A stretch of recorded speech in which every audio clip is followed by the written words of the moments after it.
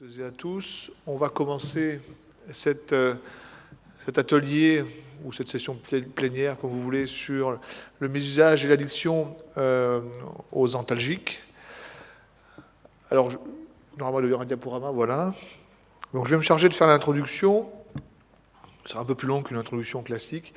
Et puis ensuite, je passerai la parole à mes collègues qui ont gentiment accepté d'intervenir pour cet atelier et pour une problématique dont on a un petit peu parlé au cours de THS cette année, puisqu'il y a déjà eu des présentations sur le mésusage de médicaments, l'abus de médicaments et notamment d'antalgiques, puisque Richard Dart en a parlé hier soir au symposium des laboratoires Reckitt Benckiser. Je voulais aussi remercier, avant de l'oublier surtout, les organisateurs de THS d'avoir accepté cette proposition de symposium. Et puis, une fois de plus, féliciter, avant que tout le monde s'en aille, les organisateurs, Jean-Pierre, Archives et toute leur équipe pour la qualité, une fois de plus, de cette manifestation. Alors, allons-y. Pourquoi s'intéresser au mésusage et à l'addiction aux antalgiques? Donc, je vais essayer de vous donner quelques généralités pour poser le contexte, et puis ensuite voir des points un peu plus précis avec nos orateurs. Alors la médecine, comme vous le savez, sa première mission, c'est de traiter la souffrance humaine, la souffrance qu'elle soit physique ou psychique, mais le corollaire de cela, c'est bien sûr de traiter les gens au moindre risque. Et c'est pour ça d'ailleurs que lorsqu'on parle de traitement médicamenteux, on s'intéresse à la notion de ratio bénéfice-risque. Il ne suffit pas d'être efficace, il faut aussi être relativement sécure pour qu'un médicament soit un bon médicament. La douleur et les addictions, il y a des liens extrêmement forts, plus ou moins connus, mais que l'on retrouve assez facilement lorsqu'on s'intéresse à la neuroanatomie de ces deux pathologies. Il y a des structures neuroanatomiques qui sont communes, par lesquelles passent les voies de la douleur et le système de la récompense, noyau accumbens, amygdale, cortex singulaire intérieur, etc. Et puis, bien sûr, du point de vue neurobiologique, neurotransmetteurs, là aussi, on retrouve les monoamines dans les deux cas, on retrouve les endocannabinoïdes, les opioïdes endogènes, etc. Le circuit de la récompense, bien sûr, tout le monde le connaît dans le domaine de l'addiction, et bien ce circuit de la récompense, il est aussi impliqué dans les phénomènes douloureux, la douleur étant quand même quelque chose d'aversif, et puis l'analgésie, par opposition, pourrait être considérée comme quelque chose qui procure, entre guillemets, un certain plaisir, en tout cas un soulagement. Ces deux pathologies, la douleur lorsqu'elle est chronique et l'addiction, sont donc des maladies chroniques évolutives, dont l'évolution n'est pas linéaire, et donc qui nécessiteront des réévaluations cliniques fréquentes et surtout une réévaluation régulière des thérapeutiques. Ça, c'est un point important. On voit très souvent des patients qui ont des traitements au long cours pour des douleurs chroniques qui sont malheureusement pas assez souvent réévalués en termes de bénéfices et risques, et qui finalement, ce qui pose finalement des problèmes à l'arrivée en termes de sevrage médicamenteux, notamment en ce qui concerne la dépendance physique aux antalgiques. Alors l'épidémiologie, il n'est pas question de reprendre tous les chiffres, mais je vous ai extrait les principales données concernant l'addiction aux antalgiques. Alors je vous le dis tout de suite, au niveau français, on n'a quasiment rien. On a des suivis de pharmacovigilance et d'addictovigilance, que je n'ai pas détaillé ici, mais les données elles viennent surtout des autres pays, Europe du Nord et États-Unis. Dans les années 80, l'idée était de dire que les antalgiques, et notamment les opioïdes, et les opioïdes forts plus particulièrement, n'étaient pas à risque de développer une addiction, lorsqu'ils étaient bien sûr prescrits chez le douloureux chronique et sévère lorsque c'était les opioïdes forts. Vous voyez, les chiffres allaient entre 0,03 et 5% des patients dans les deux principales études du début des années 80. Cela concernait malheureusement des groupes de patients qui n'étaient pas vraiment comparables. Ça concernait notamment les 0,03, des patients douloureux chroniques, cancéreux, et donc c'est une population un peu à part et qui n'est pas la plus à risque de développer des phénomènes addictifs. Dans les années 90, il y a eu un renversement de situation suite à plusieurs publications et dans de nombreux congrès, notamment de la douleur, il a été dit qu'effectivement, ce n'était pas vrai et qu'il y avait un risque non négligeable de développer une addiction aux antalgiques, y compris chez les douloureux chroniques, aux antalgiques opioïdes, avec des nouveaux chiffres qui étaient entre 3,2 et 19% en fonction des études. Il y a 4-5 revues de littérature dont les chiffres tournent dans le même intervalle de prévalence. Et effectivement, ces chiffres-là sont un peu plus inquiétants, mais le souci, c'est que vous allez voir, les études ne sont pas comparables entre elles, les critères d'évaluation de l'addiction ne sont pas comparables entre les études, et les populations ne sont pas comparables. Vous avez de la douleur chronique, de la douleur aiguë, de la douleur cancéreuse, de la douleur non cancéreuse. Il faut tenir compte de ça lorsqu'on évalue cette problématique. La revue la plus importante de 2007 de Hosted nous rappelle que dans la douleur non cancéreuse, c'est entre 0 et 50% le risque d'addiction. 0 et 50%, donc vous voyez l'intervalle extrêmement large en fonction des études, et dans la douleur cancéreuse, entre 0 et 7,7%. Donc cette revue de littérature, elle précise bien le fait que, 1, les études sont assez peu comparables et qu'on peut difficilement conclure à quelque chose, sauf peut-être une chose, qu'il y a deux populations qui se dessinent, les patients cancéreux et les patients non cancéreux, et chez les patients cancéreux, il semblerait qu'il y ait une prévalence moins élevée du mésusage et de l'addiction aux opioïdes. Alors est-ce que c'est un mythe ou une réalité? C'est régulièrement discuté dans les éditoriaux des journaux de la douleur et parfois des journaux d'addictologie. En revanche, c'est une vraie problématique dans certains pays, en Europe du Nord, et aussi particulièrement aux États-Unis, où ça a déjà été évoqué au cours de ce congrès, mais effectivement, il y a une véritable épidémie d'addiction et aussi d'overdose, qui n'est plus liée du tout à l'héroïne, mais qui est liée au mésusage des antalgiques, alors qui ne sont pas forcément les mêmes que nous. Aux États-Unis, les problématiques, comme ça a été dit hier soir, c'est plus l'oxycodone, l'hydrocodone et la méthadone. Et puis chez nous, les problématiques sont plus liées à d'autres molécules, liées à des habitudes de prescription différentes. Et c'est plutôt, vous verrez, en termes de pharmacovigilance, la morphine qui pose problème, le fentanyl, et puis maintenant le tramadol aussi. Quelques données de pharmacovigilance assez simples, pour ne pas vous envahir de chiffres. Lorsqu'on prend la pharmacovigilance, les cas notifiés en pharmacovigilance entre 2005 et 2011, sur un critère de pharmacodépendance ou d'un trouble lié à l'abus de substances, on a isolé 181 cas concernant les opioïdes forts. Là, ça concerne uniquement les opioïdes forts. Et on voit que le premier concerné est largement devant tout le monde, c'est la morphine. Puis ensuite vient le fentanyl, qui ne pose pas du tout vraiment de problème, on l'a vu aux États-Unis, enfin il est rarement évoqué. Et puis l'oxycodone, qui est un produit réellement problématique en Amérique du Nord. Mais largement devant la morphine, avec majoritairement les cas signalés pour la morphine sont des cas de mésusage intentionnel, avec dans 50% des cas de l'injection intraveineuse majoritairement, donc souvent associé à des conduites toxicomaniaques. Le fentanyl, lui, c'est le vrai problème qui est signalé, ce sont les syndromes de sevrage, à l'arrêt du traitement. Et puis pour l'oxycodone, ce qui semble être le plus important, mais ça ne ressort pas tant que ça, c'est les phénomènes de dépendance déclarés en pharmacovigilance.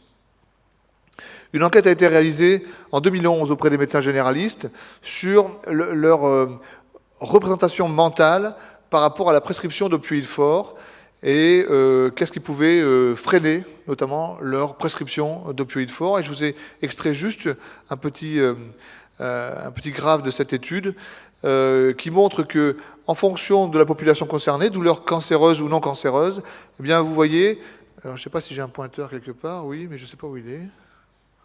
Bon, je ne vais pas oser appuyer sur tous les boutons.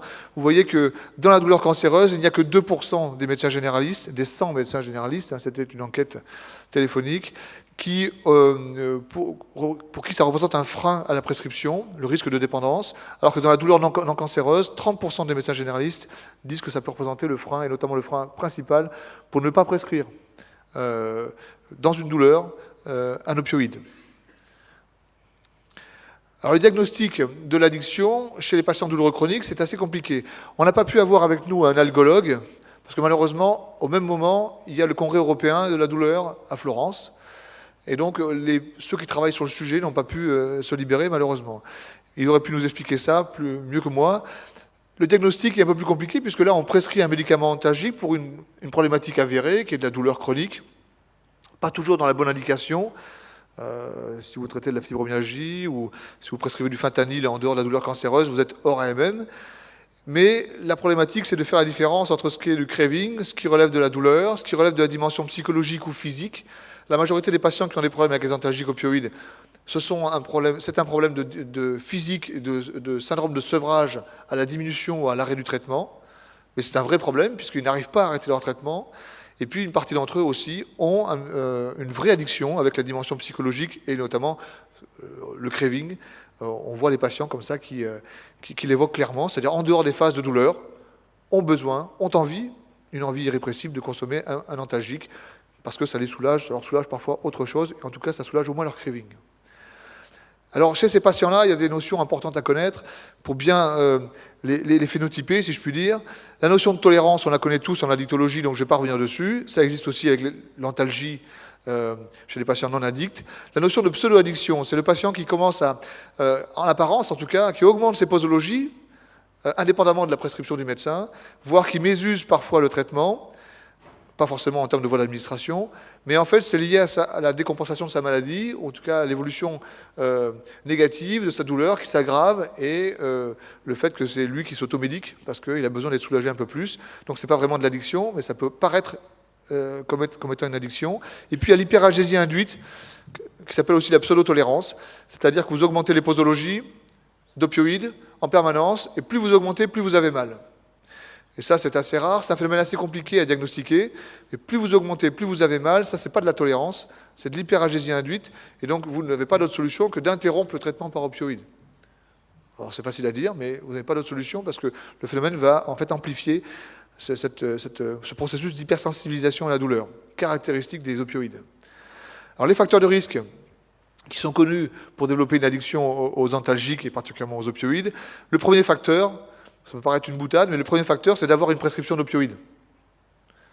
Voilà, c'est parce qu'on nous a prescrit des opioïdes qu'on risque de développer une addiction. Et puis ensuite, il y a l'intensité de la douleur par rapport à une analgésie inadéquate, les affections psychiatriques, ça revient systématiquement comme un antécédent, comme un facteur de risque, troubles de l'humeur, troubles anxieux, les histoires personnelles d'usage de substances psychoactives. Alors vous voyez qu'en fonction des substances concernées, le risque n'est pas le même. Une histoire familiale aussi d'usage de substances psychoactives. Et puis l'âge, les sujets plutôt... Alors on dit les sujets jeunes, mais comme j'ai mis 42 ans, je prends des risques. On va dire les sujets de moins de 42 ans ont un risque, vous voyez, qui est 2,5 fois supérieur aux autres de développer une addiction ou un mésusage d'antalgiques. Alors ces facteurs de risque, ils sont bien repris dans un document français qui a été publié par ce qu'on appelle, dans le cadre des recommandations de Limoges. Ce sont des médecins algologues et essentiellement rhumatologues qui ont publié ça et mis à jour ça en 2010, et publié en 2012, et qui reprennent les différentes manières de gérer les opioïdes forts dans les pathologies ostéo-articulaires et qui ont prévu des chapitres spécifiques sur le risque de dépendance et sur les facteurs de risque. Je vous encourage à le lire, c'est assez vite lu, mais vous verrez que ça fait souvent écho à nos problématiques de patients en addictologie. Et par exemple, dans ces recommandations de Limoges, ils évoquent antécédents d'abus ou de dépendance physique chez le patient, antécédents familiaux, antécédents d'automédication, antécédents de troubles du comportement alimentaire, affections psychiatriques, jeune âge, contexte médico-légal, tout ça sont les facteurs qui favoriseraient le développement d'un mésusage, d'un abus ou d'une addiction aux antalgiques. Alors le repérage de ces addictions doit être précoce, et probablement que lors du premier entretien, lorsqu'on prescrit un antalgique, que ce soit un patient addict ou pas d'ailleurs, il faut rechercher les antécédents de prise d'antalgiques opioïdergiques, puisque c'est cela qui nous intéresse, avec la perception chez le patient d'un effet renforçant, qui peut être positif ou négatif d'ailleurs, c'est-à-dire que ça n'a pas eu qu'un soulagement de la douleur, ça a procuré par ailleurs soit un effet un peu euphorisant, certains le décrivent bien, j'ai pris du tramadol, j'ai pris de la codéine paracétamol et j'étais complètement perché sur un nuage alors que j'en avais pris qu'un ou deux, alors que une grande partie de la population, ça leur soulage juste la douleur. Et puis d'autres vont repérer aussi, dès les premières prises, un intérêt potentiel pour apaiser d'autres symptômes, et notamment l'anxiété, améliorer le sommeil, améliorer l'humeur, au moins en apparence. Même si ce n'est pas conscient, en tout cas, ils le repèrent. Il y a des critères qui ont été élaborés en 90 et qui sont assez pertinents et assez faciles à reprendre, qui se rapprochent très bien aussi des critères de diagnostic de l'addiction, qui sont les critères de Portenoy, et qui reprennent aussi l'intense désir pour le médicament comme un facteur de risque, un usage compulsif, traiter les symptômes autres que la douleur, c'est ce que je viens de vous dire, utiliser les antalgiques en dehors des phases asymptomatiques, ça c'est des questions à poser systématiquement aux patients, parce que parfois effectivement ils vont se rendre compte que dans leur pratique quotidienne ils en consomment alors qu'ils n'ont pas forcément mal, ça leur sert de benzo, hein, très souvent. Et puis association à des comportements à risque ou illégaux, nomadisme, usage inapproprié, marché noir, bon ça concerne qu'une frange de la population des patients douloureux, mais ça peut exister aussi. Il y a d'autres critères qui sont les critères de Savage, où là on voit d'autres critères qu'on connaît bien aussi chez les patients addicts, retard dans les rendez-vous, prétendue allergie médicamenteuse limitant le choix de l'antalgie, où il nous guide un petit peu vers la molécule qu'il souhaite, demander des prescriptions en toute fin de rendez-vous, quand vous êtes en train de dire au revoir, on se lève, ah oui au fait s'il vous plaît, est-ce que vous pourriez me rajouter cette molécule, j'ai oublié de vous le dire, juste avant la fin de la consultation, et puis tous les échecs avec tous les antalgiques, sauf les opioïdes, et puis ensuite les problèmes relationnels réguliers avec le médecin, les accrochages, etc., qui doivent nous faire évoquer qu'il y a un problème, effectivement, de gestion de ce médicament.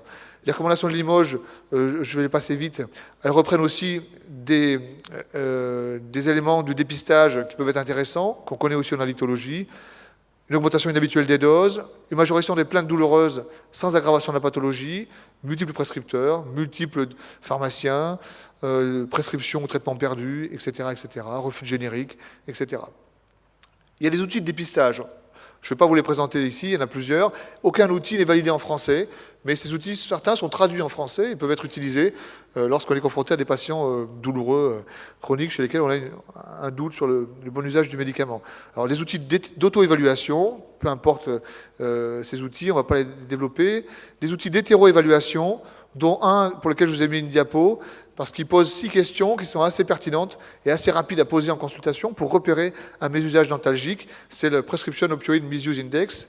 En 6 items, le voici. 6 questions. La première, vous arrive-t-il de prendre plus de médicaments que ce qui vous sont prescrits? Vous arrive-t-il de prendre plus souvent vos médicaments que comme on vous les prescrit? Vous arrive-t-il de faire renouveler votre médicament contre la douleur plus tôt que prévu? Donc là, on pense au chevauchement de l'ordonnance, etc. Vous arrive-t-il de vous sentir bien ou euphorique après avoir pris votre antalgique? Ça, c'est une question, je pense, de repérage assez intéressante à poser avant de prescrire un antalgique, globalement, dans la médecine. Vous arrive-t-il de prendre votre médicament antalgique parce que vous êtes tracassé, pour faire face ou surmonter des problèmes autres que la douleur?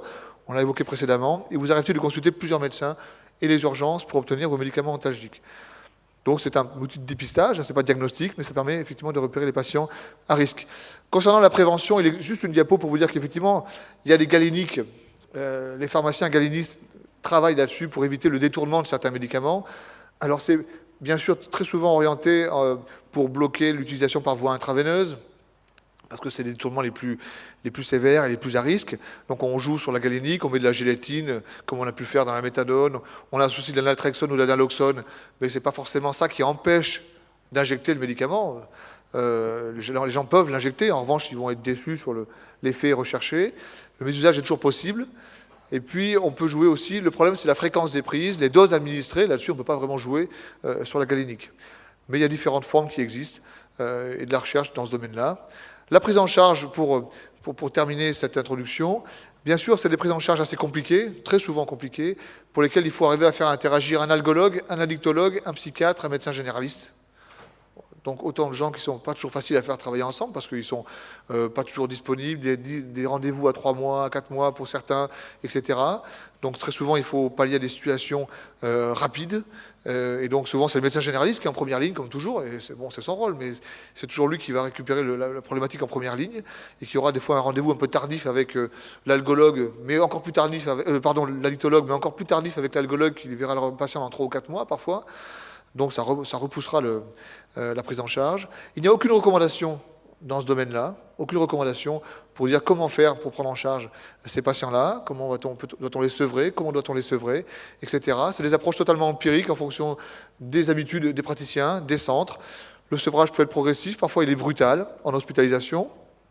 Certains font des perfusions de kétamine, vous connaissez peut-être ça, mais dans le domaine de la douleur, la majorité des centres de la douleur maintenant font de la perfusion de kétamine à petite dose, avec sans effet psychodysleptique, sur des demi-journées ou sur des journées complètes, en hospitalisation de jour ou complète, et pour aider les gens à se sevrer en opioïdes, et notamment pour diminuer les phénomènes d'hypersensibilisation induits par les opiacés, sans aucune preuve scientifique, sans aucune publication qui va dans ce sens-là, en tout cas pour l'instant. Et puis il y a les médicaments de substitution aux opiacés. on sait qu'on arrive à aider des patients à arrêter certains antalgiques, les codéinés par exemple, très bien avec de la buprenorphine, ça marche très bien, la méthadone aussi. On arrive à arrêter aussi la maline, qui est à base de poudre d'opium. La question du tramadol est un peu plus compliquée. Le tramadol, il est mixte, hein, vous savez, il agit sur les monoamines et puis il agit sur les opiacés. Est-ce qu'on doit substituer les patients addicts au tramadol? C'est une question. Il y a 2 case reports dans la littérature, c'est tout. 2 case reports, un méthadone, un tramadol, un buprenorphine, qui ont montré que ça pouvait marcher sur à 1, 2 ou 3 mois. Hein, donc il y a très peu de données pour l'instant. En conclusion, entre l'addiction et la douleur, les liens sont extrêmement forts, vous voyez. La douleur peut prédisposer à une addiction et l'addiction peut prédisposer à des douleurs. L'idée n'est pas de dire qu'il ne faut plus prescrire d'opioïdes, plus d'antalgiques, au contraire, il faut soulager la douleur, toujours continuer à soulager la douleur, c'est une priorité, mais il ne faut pas nuire en prescrivant un opioïde. Ne pas nuire en ne pas prescrire, bien sûr, mais ne pas nuire en ne prescrivant pas un opioïde.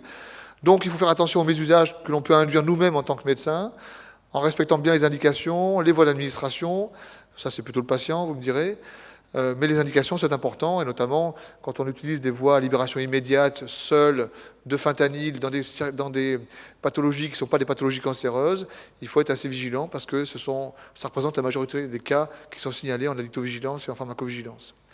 Donc il faut poser systématiquement la question de la douleur en addictologie, c'est très facile à poser, tout comme les algologues devraient se poser systématiquement la question de l'addictologie et des risques addictifs, et puis faire des révélations pertinentes cliniques des prescriptions sur des maladies qui sont évolutives, aussi bien pour l'une que pour l'autre. Donc le programme de l'atelier va se dérouler selon 3 interventions. On a une première intervention du professeur Anne Roussin, qui est pharmacologue à la faculté de pharmacie de Toulouse, et qui est aussi appartient au centre d'addictovigilance de Toulouse, et qui a réalisé une enquête dans le cadre du réseau des centres d'addictovigilance sur la France, sur les stratégies de sevrage en antalgique de palier 2 appliquées en XAPA et en centre d'évaluation et traitement de la douleur. Qu'est-ce qui se passe? Comment les gens prennent en charge ces patients-là? Dans un deuxième temps, on a demandé à Philippe Lac, qui est donc médecin responsable du XAPA de la Croix-Rousse à Lyon, de nous donner son point de vue en tant qu'addictologue travaillant dans un XAPA, comment il prend en charge, quelles sont les problématiques liées aux patients, non pas héroïnomanes, mais abuseurs ou dépendants aux antalgiques opioïdes. Et puis ensuite, alors il y a un petit changement, vous verrez sur le programme, le professeur Maurice de Mattéis, nous l'avions sollicité pour être modérateur de cet atelier, et puis Michel Malaré n'a pas pu se déplacer sur Grenoble, et donc entre Grenoblois, ils se sont arrangés, et je remercie une fois de plus le professeur Maurice de Mattéis. Il va reprendre le diaporama de Michel Malaré afin que vous puissiez avoir l'information concernant une possible prédisposition génétique qui existe à développer cette addiction aux antalgiques. Donc voilà, on va enchaîner les diaporamas et puis ensuite on passera à la phase de questions. Je vais demander à Anne Roussin de me succéder.